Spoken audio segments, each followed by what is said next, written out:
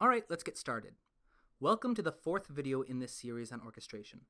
In our last video, we discussed the basic fundamentals of each instrument in the string section. We covered how they produce their sounds, how they're tuned, what ranges they work best in, and just some general tips on how to write for them. In this video, we're going to take a deeper look into the types of playing techniques that are likely to be found in a sound library and that are available to you when orchestrating your music. It's a pretty big list, and this kind of information can be found in lots of places on the internet and in plenty of books. So I'm really going to just treat this video more like a quick overview.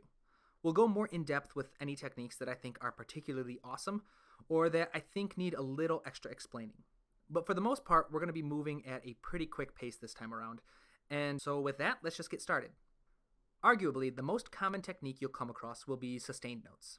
These are exactly what they sound like. They're just long sustained notes created by bowing the string. It's the default method for playing a note and simply consists of playing any given note for its entire written length. Next up, we've got staccato, which is kind of like the opposite of sustained notes.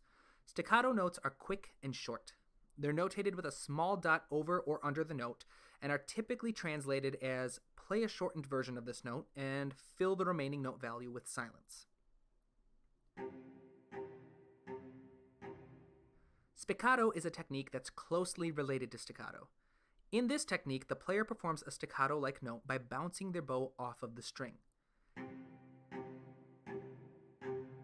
Typically, you leave it up to the string players and a conductor to decide on whether spiccato or staccato is more effective in a given passage. But if you do have a strong preference, you can indicate spiccato by writing spiccato over your music with the staccato dots over the notes.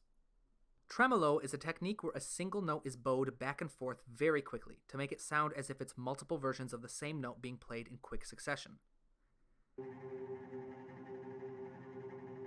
It's notated with several thick bars slashed through the stem of your notes, or above or below it if there is no stem. It's particularly useful for suspenseful moments in your music. Closely related to tremolo is the trill. Rather than quickly repeating one note, the player quickly alternates between two different notes that are next to each other in the key.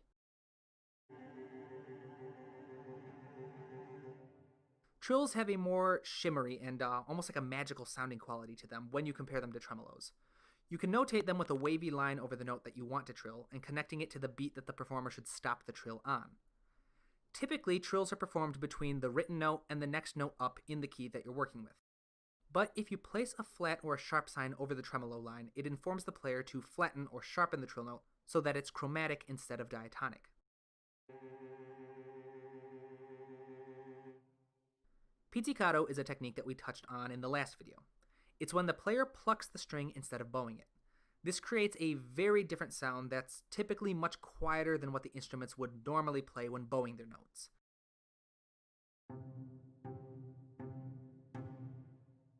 It takes time for the musicians to switch from bowing to pizzicato and back, so tradition dictates that you should give about 1 to 3 measures of rest for the musicians to work with. But of course, this all depends on how fast of a tempo you're working with, so just as long as you give your players a second or two, you should be fine. When notating pizzicato, all you have to do is write pizz, or pizzicato, above the staff in your music. To return to regular bowing, you simply write arco over the staff. Bartok pizzicato is a separate type of technique, in which the players snap their string against the neck of their instrument instead of simply plucking it.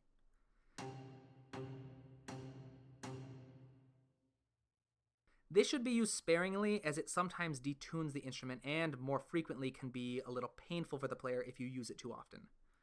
It's best to save this technique for moments where you really want a little extra accent on a specific pizzicato note or if you really want that snapping sound. Bartok pizzicato is scored with a little symbol over the notes that you want it to be used on. Now let's change up the pace a little and start covering some different bowing positions.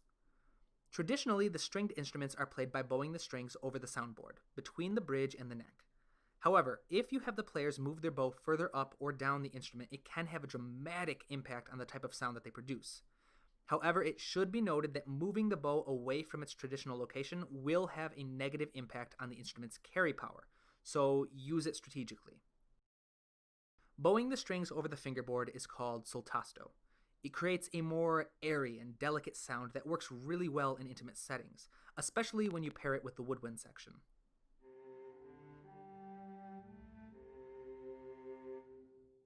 Moving the bow closer to the instrument's bridge is called sul ponticello, and this creates a more kind of like a scraping, eerie kind of sound that works really well for sound design.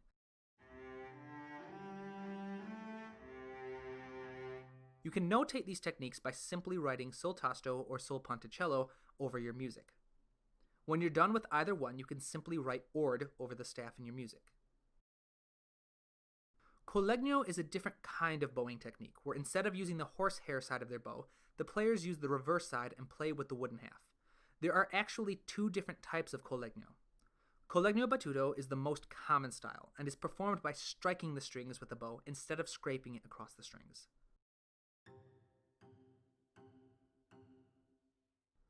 This creates a more percussive type sound that's really useful for rhythmic passages. But scraping the wood across the strings with a more traditional bowing technique is called collegno tratto. It helps create a raspy and scratchy sound that only has slight hints of the pitches being played, and is really useful for sound design purposes, but it's also incredibly rare to see in most music. And it's not often liked by string players because it can be damaging to the bow and to the instrument. So polite etiquette dictates that if you are going to use this technique in your own music, you should inform your string players ahead of time so that if they want, they can bring a separate bow if they prefer, or so they can sit this one out. In either case, you can notate this playing technique by simply writing collegno battuto or collegno tratto over the staff in your music. When you're ready to return to regular bowing techniques, simply write ord over the staff in your music. Next up, we have con sordino, which simply means with a mute. Stringed instruments have little mutes that they can place on their instruments, near the bridge, and it helps to soften the sound being produced.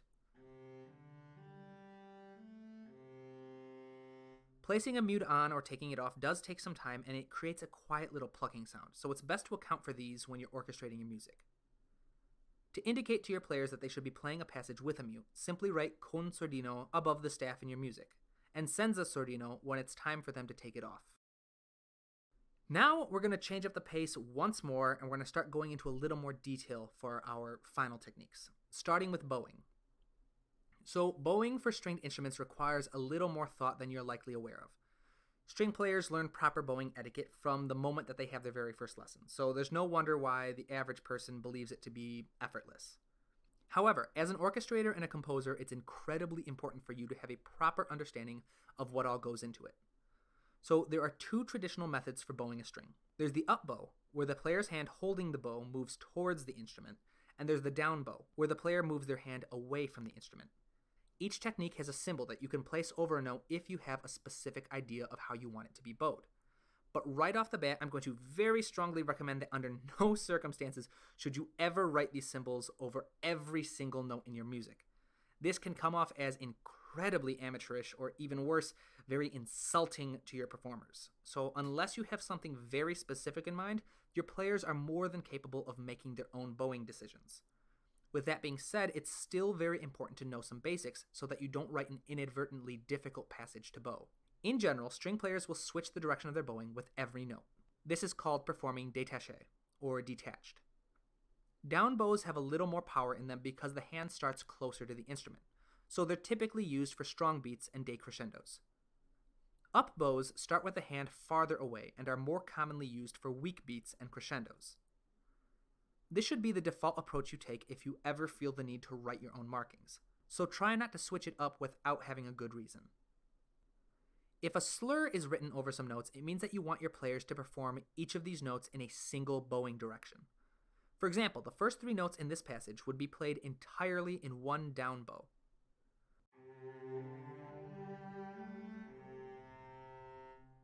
Well-placed slurs can give a ton of personality to your music, but the bow does have limited length that you can work with, so a safe rule is to avoid writing slurs that last longer than 2 to 3 beats in length, whenever possible. You can stretch this to be about 1 to 1.5 measures if you're working with a faster tempo. But in general, just try to keep to manageable slur lengths. Most of the time, proper bowing techniques should be entrusted to your players to decide upon. The very last thing we're going to touch on in this video are harmonics. These techniques will require an understanding of the overtone series to fully grasp. So if you haven't watched that video yet, I recommend pausing this one and checking it out. So using harmonics is a method in which the player manipulates their instrument in a way that allows a partial to sound more clearly than a fundamental pitch. The most common technique used in stringed instruments is to perform an artificial harmonic of the fourth partial, which sounds 2 octaves higher than the fundamental pitch. Harmonics have a thinner and more exquisitely delicate sound quality to them. I love using them to build textures and moods in my music. To perform an artificial fourth partial, the player presses their finger at the typical location of the note that they want to raise 2 octaves. This is called the stopping point. And then they very lightly touch the space on the string for the note that's a perfect fourth higher than the stopping point. This is called the node. Performing artificial harmonics in this way is called using the touch 4 harmonic. It's notated by writing the note from the stopping point as usual, but placing a small black diamond a perfect fourth above it. The second most common technique for playing harmonics is called using natural harmonics. You can work with natural harmonics by simply having the player touching an open string at any point along the first 6 partials of the string's fundamental pitch. For example, the open C string on a cello can perform a harmonic C3, G3, C4, E4, or G4, in addition to its fundamental pitch of C2.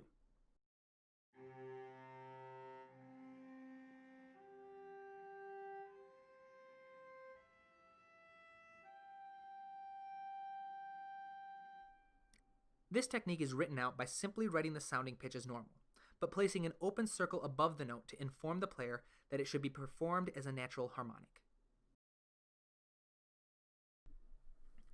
And with that, we've reached the end of another video. In next week's video, we're going to finally break into some actual useful strategies and approaches for orchestrating your music for strings. We'll cover common strategies for writing string harmonies, we'll go over how to write effective double stops, and the proper approach for divisi writing. We'll even briefly touch on things to consider when you're writing for solo stringed instruments. So if you'd like to be notified when that video comes out, please like and subscribe the channel, and if you found this video helpful, please don't hesitate to share it with anyone else you think might enjoy it. Thank you again for all of the support that you guys have been showing me. It's really appreciated. And until the next video, just keep on writing, keep on working, and keep bringing new music into this world.